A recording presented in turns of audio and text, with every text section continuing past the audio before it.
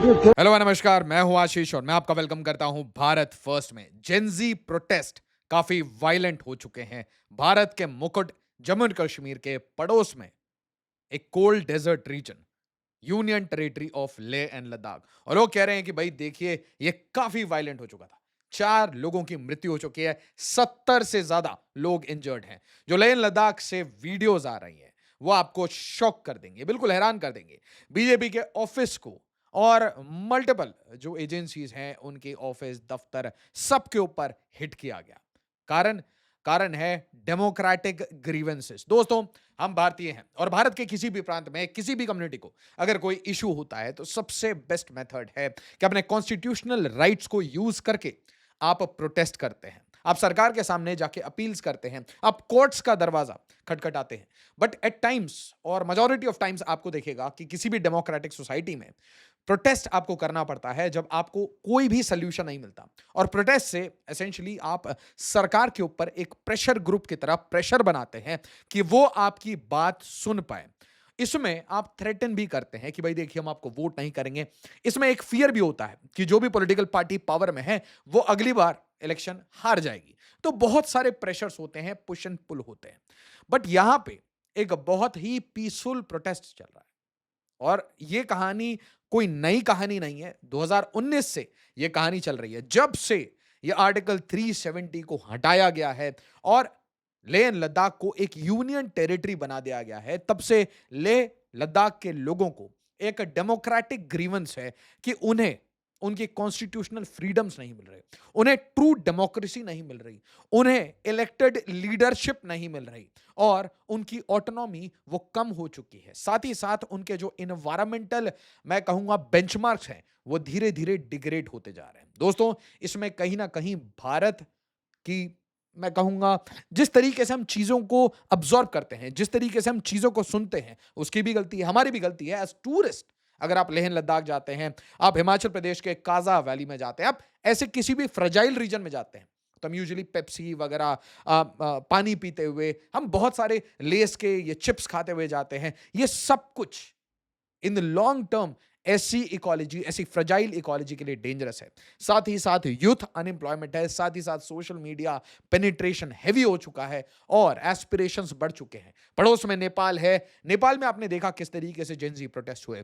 उसके बाद बांग्लादेश में आपने देखा कैसी हालत हुई, शेख हसीना को कैसे हटा दिया गया। इसके ऊपर से आपको और मुझे पता है कि ऐसे हर जगह किसी भी कंट्री में अगर ऐसे कोई प्रोटेस्ट होते हैं तो उसे कंट्रोल में लेना चाहती हैं different agencies. But Leh Ladakh में सोनम वांगचुक एक, मैं कहूंगा, नॉन एकेडमिक, बहुत लोगों ने क्वेश्चन भी किया है सोनम वांगचुक के क्रेडेंशियल्स को because of only one reason कि भाई उन्हें बहुत ज्यादा ग्लोबल रिकॉग्निशन मिली है, मतलब मैग्सेसे अवार्ड एक्सेट्रा।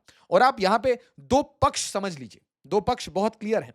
एक पक्ष वो है, जैसे मेरे अंदर एक पक्ष है जो कि इंजीनियर है, वो पक्ष कहता है कि सोनम वांगचुक एक रेवोल्यूशनरी इंजीनियर है। वो हर इंजीनियर के लिए एक इंस्पिरेशन है, एक एस्पिरेशन भी है।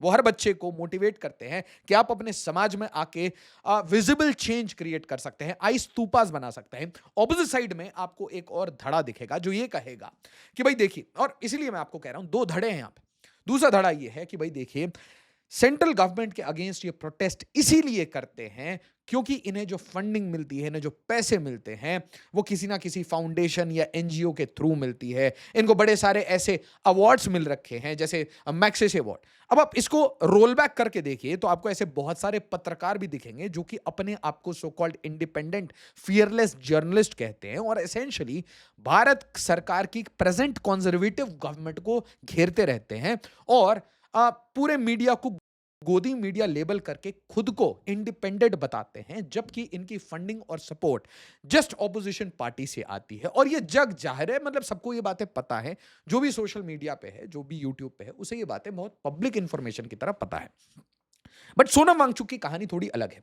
सोनम वांगचुक एक रेवोल्यूशनरी दिखते हैं in terms of education, in terms of किसी रिमोट इलाके में जाके खुद बैठ के काम करने की कोशिश। बट उनके ऊपर फिर एलिगेशन भी लगते हैं कि भाई देखिए, ये पीसफुल हंगर स्ट्राइक करा करा के, है ना, और वो कंटिन्यूअसली आदत है उनकी कि गांधीयन मॉडल पे जाके हंगर स्ट्राइक करेंगे। तो हर बार लोगों का एक डिमांड रहता है कि भाई ये जो हंगर स्ट्राइक कर रहे हैं, ये आप इलेक्शन के लिए कर रहे हैं क्या, ये पॉलिटिक्स के लिए कर रहे हैं क्या, इसमें रियल ग्रीवांस है? तो इसमें बड़े सारे पक्ष हैं, बट आप एक चीज समझिए कि कहानी अभी बहुत सीवियरली एस्केलेट हो गई है।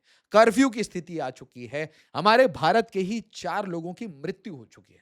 तो चाहे ये जेनजी हो, चाहे इसके पीछे सोनम वांगचुक हो, या फिर इसके पीछे कुछ नॉन क्रिमिनल्स हो, ऑर्गेनाइज क्रिमिनल्स हो, या फिर कोई सिंडिकेट हो जो कि यहां पे आग लगाना चाह रहा है। द कोर इशू जो मुझे अफेक्ट करती है वो दो है कि भाई यहां के लोग अगर पीसफुली प्रोटेस्ट कर रहे हैं तो हम इनकी बात सुन लें, क्योंकि लद्दाख का भाई भाई है ना, वो भारतीय है।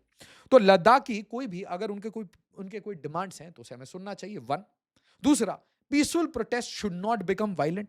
तीसरा, कि ऐसे रीजन में जहां पे आपको एलएसी दिखता है, एक साइड में चाइना दिखता है, you have to be very sensitive, you have to be very careful before anything escalates. हमें क्या करना है, हमें इसे पीसफुली रिजॉल्व करना है। बट अनफॉर्चुनेटली यहां पे Ladakh protest live updates, 4 killed, over 50 injured as statehood agitation turns violent in Leh, curfew imposed, Ladakh violence, Sonam Wangchuk calls off hunger strike, statehood stir ends after 15 days. अब आप पूछेंगे इसका इमीडिएट ट्रिगर क्या है? देखिए 2019 में भी सोनम वांगचुक ने, लोकसभा इलेक्शन, मुझे बिल्कुल अच्छे से याद है, लोकसभा इलेक्शन के टाइम में ये बातें हुई थी। लास्ट लोकसभा इलेक्शन के टाइम में भी ये बातें हुई। बार बार ये डिमांड्स उठाए कि भाई देखिए, आप लद्दाख को किसी भी तरीके से स्टेटहुड दे दीजिए, या फिर आप 6 शेड्यूल का प्रोटेक्शन दे दीजिए, ऐसा प्रोटेक्शन जो कि नॉर्थ ईस्ट के स्टेट्स में अवेलेबल है, ताकि आप अपने कल्चर को बचा पाएं, ताकि आप अपनी इकोलॉजी को बचा पाएं, ताकि आप रेगुलेट कर सकें कि कौन से लॉ आपके रीजन में अप्लाई होंगे, कितने लोग टूरिज्म के लिए लेह लद्दाख में आएंगे, और आप अपनी ओवरऑल फ्रेजाइल इकोनॉमी को डेवलपमेंट के किस डायरेक्शन में ले जाना चाहते हैं। क्योंकि मैं आपको इसकी भी 2-3 पर्सपेक्टिव्स बताना चाहता हूं। आप गाड़ी उठा के हिमाचल प्रदेश जाइए। मैं रिसेंटली ऑपरेशन सिंदूर के बाद मैंने बिल्कुल ब्रेक नहीं लिया था, तो मैं हिमाचल गया, और अनफॉर्चुनेटली मैं ये बोलना चाहता हूं कि जिस तरीके से अभी फ्लड्स आए थे, फ्लैश फ्लड्स आए, क्लाउड बर्स्ट हुआ, जिस तरीके से डेल्यूज हुआ, तो मुझे एक चीज समझ आया कि जो ओल्ड रोड्स हैं वो एक्टिव हैं, उसमें हल्की फुल्की लैंडस्लाइड हुई है, बट जो न्यू रोड्स हैं, बड़े बड़े चौड़े रोड्स हैं, जो कि बिल्कुल नदी के किनारे हैं, उसे ब्यास नदी ने उड़ा दिया है, लिटरली उड़ा दिया है। ठीक है, तो हम एक बहुत इंपॉर्टेंट सेंटेंस ज्योग्राफी में बोला करते थे कि nature sets the boundary condition. Nature ने सेट कर दिया है कि रोड यहां नहीं बनेगी वरना मैं बोल्डर मार दूंगी। ब्यास नदी ने क्लियरली कह दिया है मैं बोल्डर मार दूंगी। एक और मैंने ट्रिप किया था ऐसे ही उत्तराखंड। तो उत्तराखंड में जो मुझे अनफॉर्चुनेट रियलिटी समझ आई, एक, कि बहुत सारी इलीगल ऑक्यूपेशन हो रही है जंगल्स की, वन।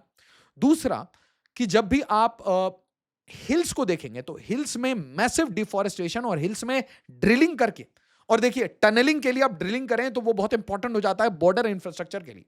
तो वहां पे आपको कहीं ना कहीं एक मैं कहूंगा जीरो सम गेम है, आपको कहीं ना कहीं कॉम्प्रोमाइज करना पड़ेगा। बट मैंने दूसरा देखा कि हम छोटे छोटे हाइड्रो प्रोजेक्ट्स के कारण बिल्कुल फ्रेजाइल सेडिमेंट्री टाइप के रॉक को अफेक्ट कर रहे हैं, जिसके कारण आपको दिखेगा जहां पे भी कंस्ट्रक्शन हो रहा है या कंस्ट्रक्शन हो चुका है, क्योंकि हम रोड भी बना रहे हैं, टनल भी बना रहे हैं, बट ये जो हाइडल प्रोजेक्ट्स हैं, इस हाइडल प्रोजेक्ट में जो ओवरऑल एक लार्जर एरिया में जो डिस्ट्रक्शन होता है, इट इज टू हैवी। ठीक है, उसी तरीके से मान लीजिए लेह लद्दाख, फ्रेजाइल इकोलॉजी, यहां का डेवलपमेंट कैसे होना चाहिए, इसमें लोकल्स की बातचीत होनी चाहिए, लोकल्स की जो ट्रेडिशनल नॉलेज है उसको यूज करना चाहिए। ये ग्रीवेंसेस हैं, आप समझिए, और ये डेमोक्रेटिक ग्रीवेंसेस हैं। बट आप अपनी डेमोक्रेटिक ग्रीवेंसेस कैसे रखेंगे, आपके पास लेजिस्लेटिव असेंबली नहीं है, and that is one of the core concern. और इसीलिए ये प्रोटेस्ट इतना एस्केलेट कर जाता है कि आप रूलिंग पार्टी के जो पार्टी दफ्तर है उसमें जाके झंडे वंडे हटा देते हैं, 4 लोगों की मृत्यु हो जाती है, आप कॉन्वॉयज पे अटैक करना शुरू करते हैं। देखिए, पुलिस सीआरपीएफ के व्हीकल्स को टॉर्च कर देते हैं, और सडनली होता है सब कुछ, स्टोन पेल्टिंग होती है, 70 से ज्यादा लोग इंजर्ड हैं। अभी कर्फ्यू प्रोहिबिटरी ऑर्डर्स हैं, and this is very serious. 10 सितंबर से सोनम वांगचुक, ये मतलब मैं कहूंगा ये हंगर स्ट्राइक पे वापस से बैठे थे, not the first time, not the last time may be, और मल्टीपल टाइम्स मैंने देखा है कि इन्हें हाउस अरेस्ट में भी रखा गया है। तो he has been participating with other participants. अब जो पार्टिसिपेंट्स थे उनमें से किसी की तबीयत खराब हो गई। जब तबीयत खराब होने के कारण, और देखिए लोगों में फ्रस्ट्रेशन ये भी होता है कि हम इतने दिन से प्रोटेस्ट कर रहे हैं, हमारी कोई बात नहीं सुन रहा। People are just giving a space, हम आराम से प्रोटेस्ट करते रहते हैं, हम हंगर स्ट्राइक करते हैं, कोई हमारी सोल्यूशन नहीं मिल रही। अब आप बोलेंगे सोल्यूशन तो बड़ा सिंपल है कि इसमें 6 शेड्यूल दे दिया जाए, बट ये भी आप डेमोक्रेटिकली सोचिए तो हाँ, लोगों की बात सुननी चाहिए, बट फिर आपको यह भी देखना पड़ेगा कि आप सिचुएटेड कहां हैं।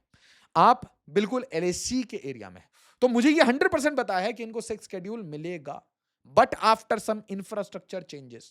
सबसे पहले, क्योंकि अब आपको एक और बात समझ आनी चाहिए, Leh Ladakh becomes a very important. Why? I'll tell you. So one of the routes to take your troops towards border was via Jammu, Kashmir and then Ladakh.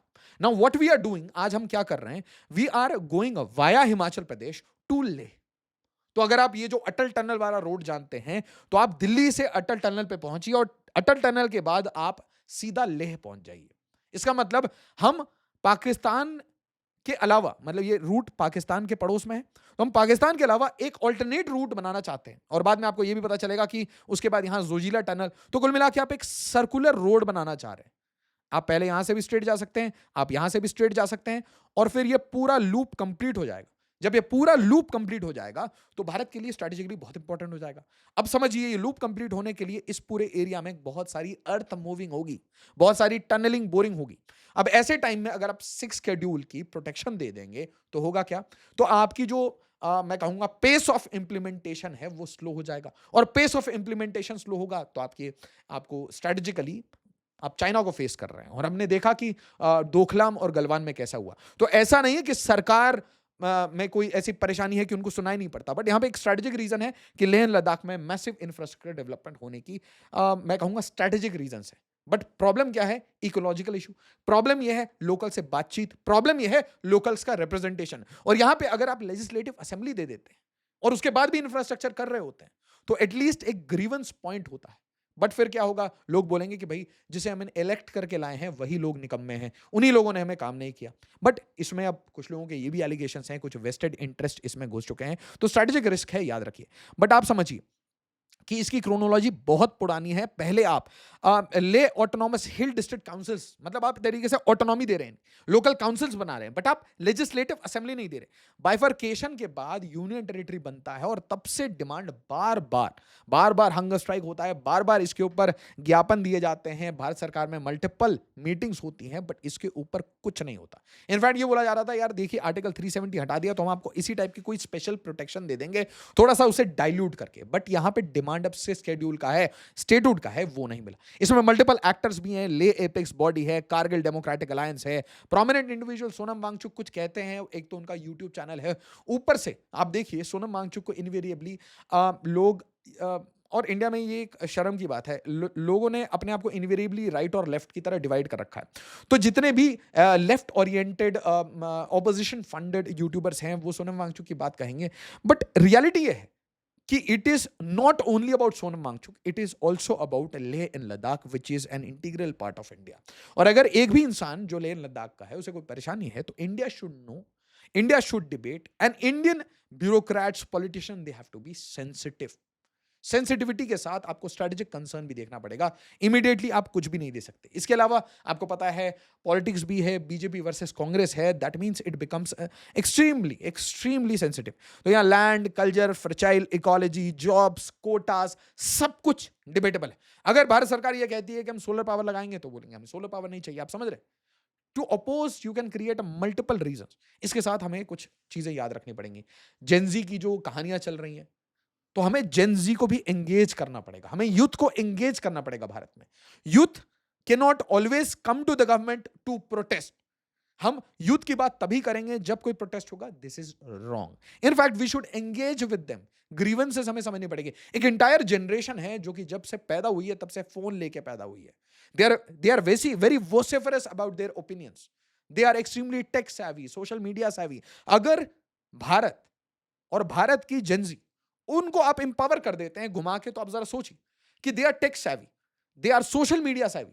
इसका मतलब अगर वो मीम्स बनाए तो बांग्लादेश परेशान हो जाएगा, पाकिस्तान में बाढ़ आ जाएगा मीम्स का। आप समझिए मैं क्या कह रहा हूं। बट अगर आप इसे डिसइंचेंट कर देते हैं, डिसइनफ्रेंचाइज कर देते हैं, किसी तरीके से इन्हें डाउट लगने लगता है डेमोक्रेटिक प्रोसेस पे, तो ये इंटायरली पूरे सिस्टम को क्वेश्चन करना शुरू कर देते हैं। उसके कारण आपको दिखेगा ये वायलेंट लिट अप्स। और याद रखिए, इसका जो मिसयूज है वो बाहर की एजेंसीज करती हैं।